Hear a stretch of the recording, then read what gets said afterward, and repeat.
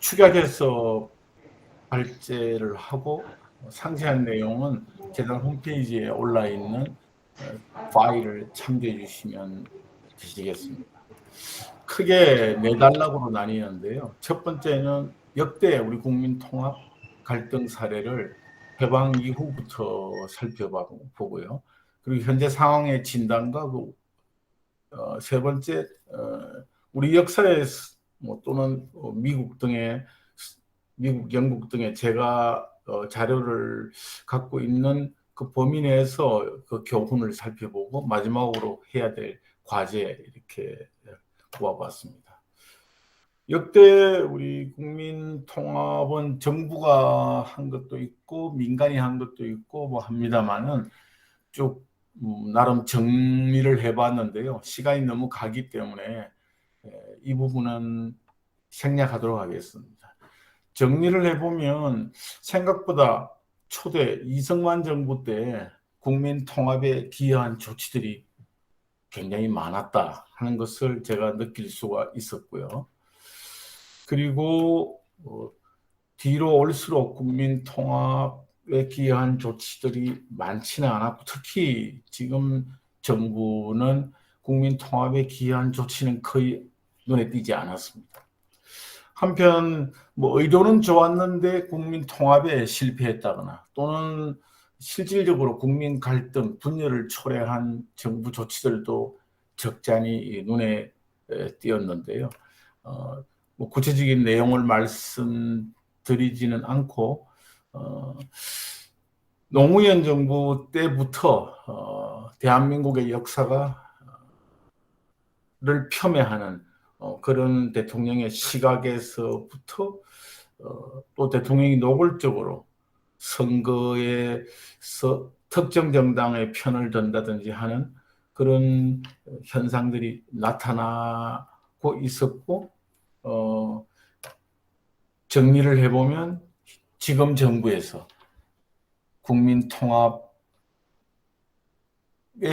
실패한 조치들이 굉장히 많았던 것으로 정리할 수 있겠습니다.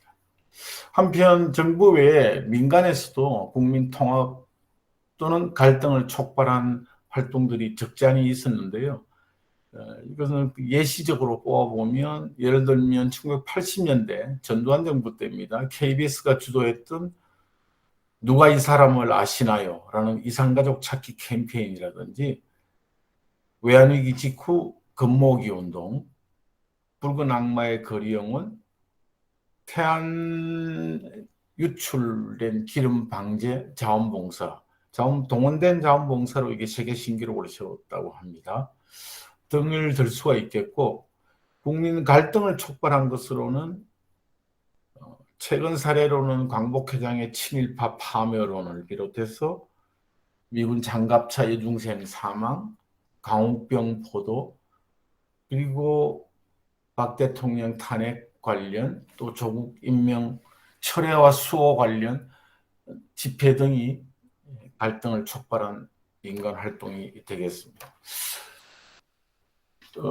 지금 현 상황을 진단해 보면 우리나라는 4분 오연되어 있다고 할 수 있겠고요. 이것의 가장 큰 책임은 정치군의 편가르기, 떼리셈 정치, 그리고 이른바 비토크러시, 거부 민주주의가 일상화됐다.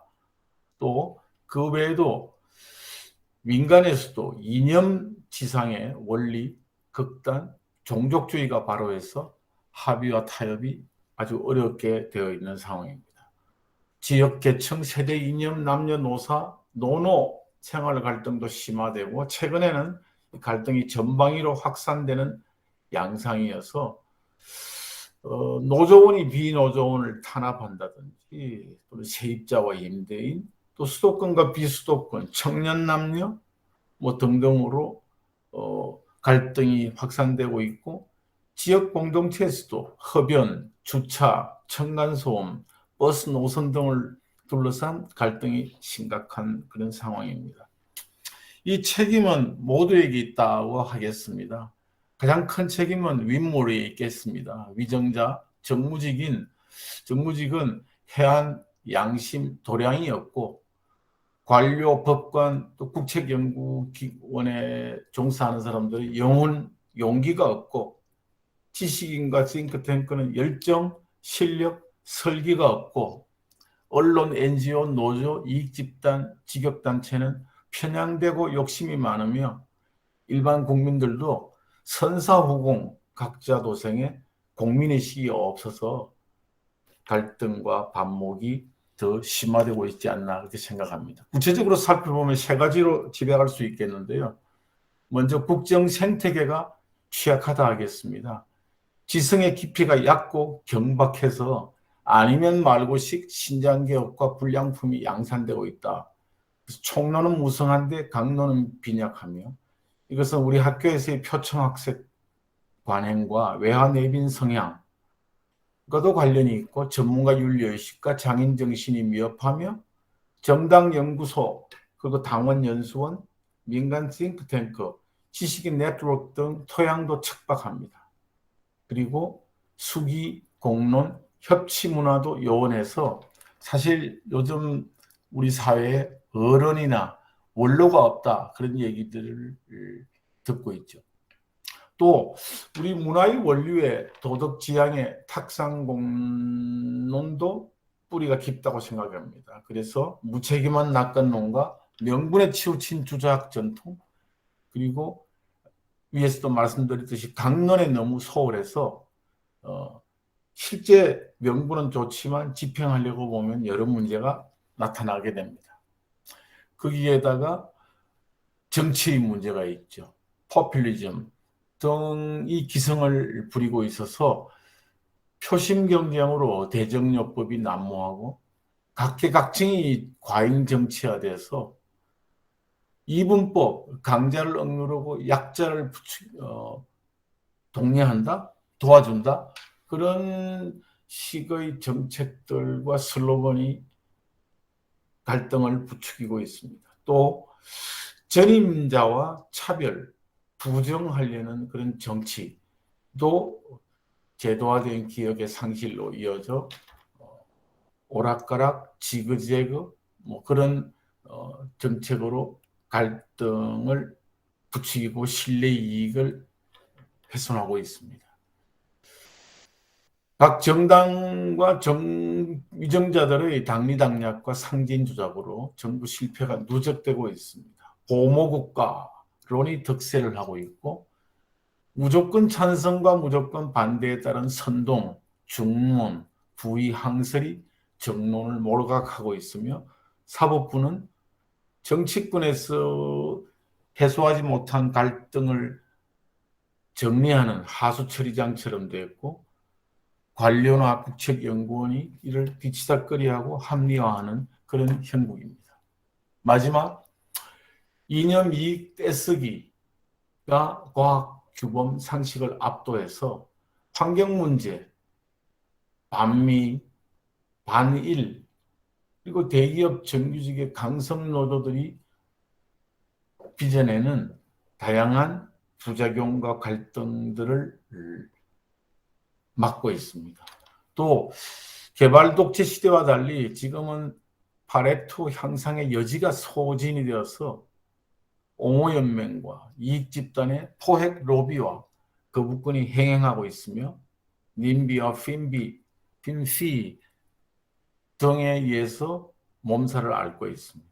임기 시계에 갇힌 건시한 조급증과 한건주의도 문제라고 하겠습니다. 역사의 교훈입니다.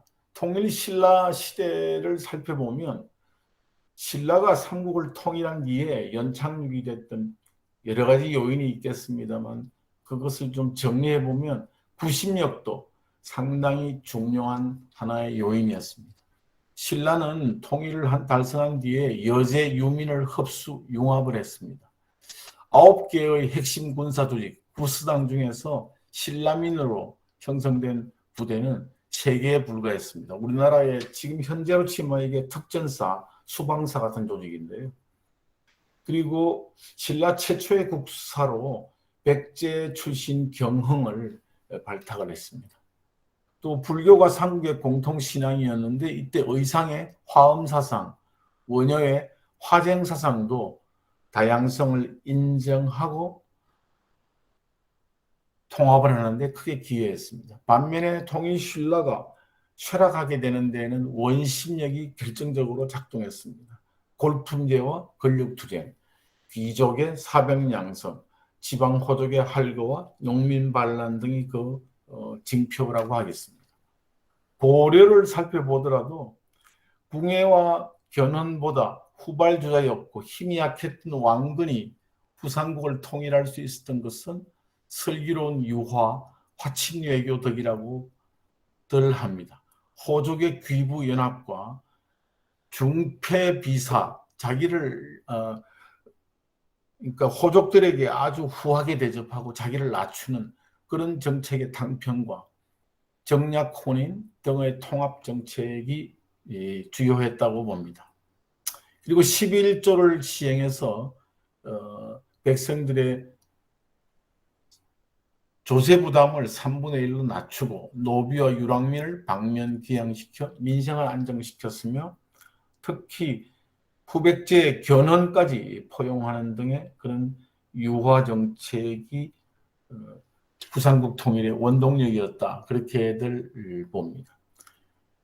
마찬가지로 고려가 멸망할 때는 권문세족이 바로해서 민생이 아주 피폐해졌던 것이 큰 원인입니다.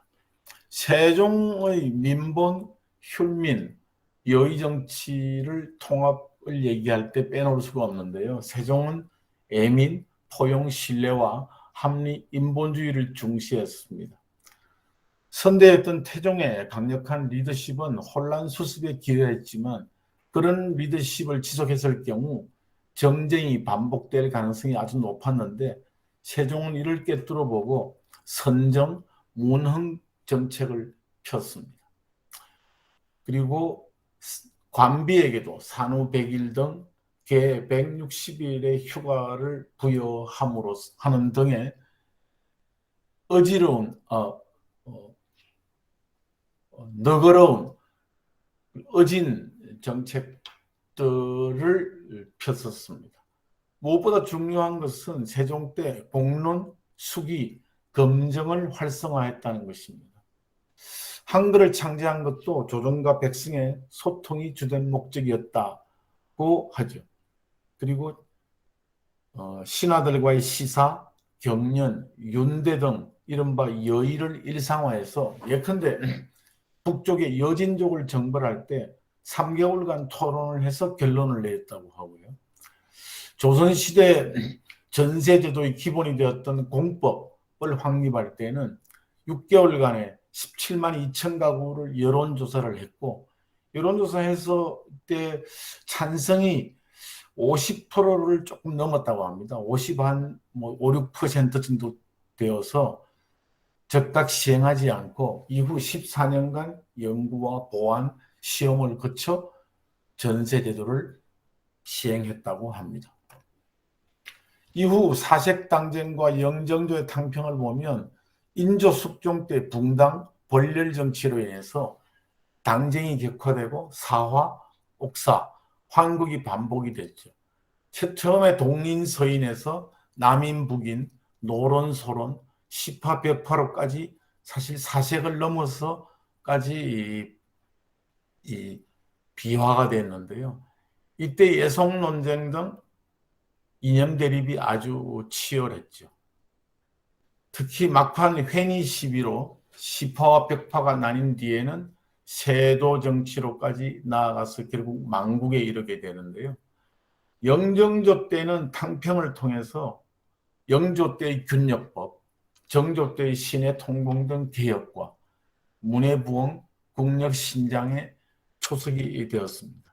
영조는 최초에 온건파를 중용하는 완론 탕평을 통해서 당파 안배를 하다가 뒤에 능력 위주로 전환을 했고, 근데 정조는 12 명절 의리를 가리는 줄론 탕평을 통해서 이른바 탕평파라고 불리던 그냥 제3의 회색 지대보다는 좀 더 뚜렷한 능력을 갖춘 인재를 등용하는 쪽으로 노선을 명확히 정비를 했습니다. 핵심은 제도개혁, 2조 전랑이 전횡을 행사하던 인사권을 제한해서 당정의 고리를 제거한 거다, 이렇게 볼 수 있겠습니다. 그렇지만 이후 견제와 균형이 무너지면서 망국의 세도 정치로 치닫게 되는데요. 노론의 일부 가문들이 간직을 독주하고 영남 사림이 몰락하면서 척신이 실권을 독점 세습하고 매간매직이 성행하게 됩니다. 왕권을 정조사후 왕권을 강화한다는 명분으로 권력 견제 장치가 무력화됐죠. 특히 대간의 왕권, 의정부, 육조 감찰 탄핵 기능이 퇴색하게 되었습니다. 임시기구, 우리로 치면 국보위 같은 게 되겠는데요. 비변사가 국정을 장악해서 공론 수기 정치가 형해화되고 삼정문란으로 민생이 파탄했습니다. 여기에 성리학이 교조화되면서 실학을 홀대하고 서학을 배척하고 개화를 반대하는 등 망국으로 결국 이어지게 되겠습니다. 미국의 경우에도 건국 직후 연방파와 공화파가 내전 분리 독립을 불사할 정도로 일촉즉발의 위기에 있었습니다만은 이때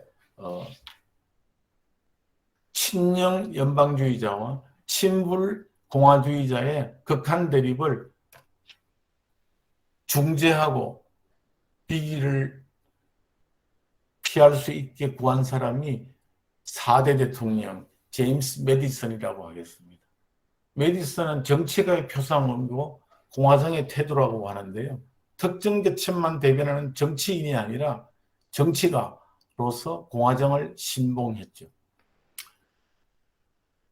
연방파는 결국 독주하다가 나중에 몰락하게 되어서 25년간 공화파가 장기 집권하는 그런 길을 트게 되고, 토마스 제프슨은 3대 대통령인데요. 처음에 붕당 정치에 앞장섰지만 대통령 취임 때 화합을 천명하면서 이후 미국이 안정적인 길로, 노예 해방을 둘러싼 남북전쟁 때까지는 안정적인 길로 길을 내닫게 됩니다. 영국에서는 벤저민 디즈레일리 수상, 원래 유태인 출신인데 나중에 영국 정교회로 성공회로 개종한 분이죠. 일국 보수주의가 통합의 상징이라고 할 수 있겠는데요. 디즈레일리 수상은 보수당원으로서 서민 노동자와 귀족 자산가의 유대와 공생을 추구하고 여러 가지 서민과 근로자를 위한 노력, 입법 등을 많이 했습니다. 특히 구빈법을 제정함으로써 프랑스 혁명과 같은 유혈혁명을 예방하고 질서 있는 개혁을 모색했습니다. 자유노동 당수였던 맥도날드는 1879년 디즈레일리 보수당 5년 동안 노동당 50년보다 근로자 서민을 위해 더 많이 일했다라는 평가를 내렸습니다. 마지막으로 과제에 관해 말씀드리겠습니다. 제일 중요한 건 통합, 포용, 타협의 양방향 협치라고 하겠습니다. 어제 이재명, 김동연 후보의 단일화, 오늘 윤석열, 안철수 후보의 단일화는, 그리고 최근에 여야를 막론하고 내세우고 있는 여러 구호들이나 노선들을 보면 이런 방향으로 가고 있는 것 같아서 다행으로 생각합니다. 구호에 그치지 않고 실제 실천으로 얼마나 될는지는 두고 봐야겠습니다만은, 당장은 제 생각에 대통령제를 유지한다면 결선 투표제를 도입하는 게 어떠냐. 또 좀 더 중장기적으로는 성자 독식의 단임 대통령제를 의원 내각제, 양원제로 전환하는 것이 좋지 않을까. 그래서 상원이 쟁점 법안을 숙려, 중재, 순화하는 역할을 하고 청와대의 독주가 좀 완화가 되고 내각의 분권 자율 책임이 확립되면 좋겠다, 그렇게 생각합니다. 그리고 메디슨이 주창했던 공화정, 정신을 살렸으면 좋겠다. 그 요체는 합의의 탐색인데 사실 합의를 하려면 유권자에게도 엄중한 책무가 부여가 됩니다. 이번에 단일화 합의가 얼마나 어려운지 저희들이 곁에서 지켜보긴 했습니다만은 유권자들에게도 공공심과 절제의 덕성, 충실한 반대나 복잡한 이야기의 경청과 같은 그런 의식과 덕목이 절실하다고 생각이 됩니다.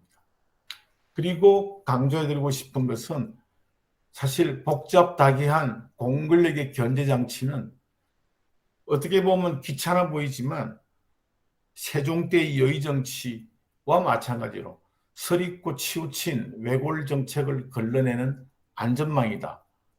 그리고 견제와 균형은 굳건한 합의를 원만하게 끌어내는 공화정의 주춧돌이다. 그렇게 볼 수 있어서 귀찮다고 생각할 게 아니고 여기에 품을 들이고 시간이 걸려도 더 머리를 맞대는 노력이 필요하다 생각합니다.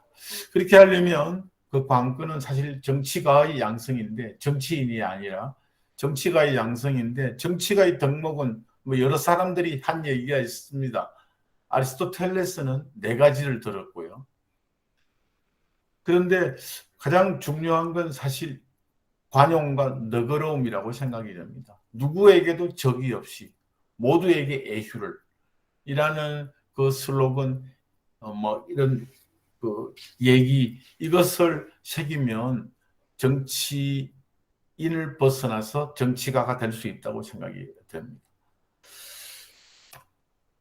그리고 같은 맥락입니다만 공론 수기를 좀 진작을 해서 핵심 정책은 앞으로 국민 투표나 공론 조사를 좀 하자 그런 말씀을 드리고 싶고요.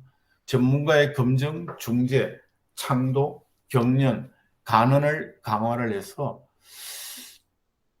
전문가위원회가 큰 틀을 소신껏 결정할 수 있게 교육, 에너지, 재정과 같은 백년대계에 관한 분야에서는 그 위원들의 임기를 10년 내지 15년 또는 종신으로 정해서 그 전문가위원회가 아주 큰 틀을 정하고 상세한 건 정부가 정하도록 그렇게 하는 것이 좋겠다. 그리고 핵심 선거 공약의 재원 소요 조달 방안은 선관위 등록, 검증, 공개하는 과정을 거치면 좋겠다. 이렇게 생각합니다.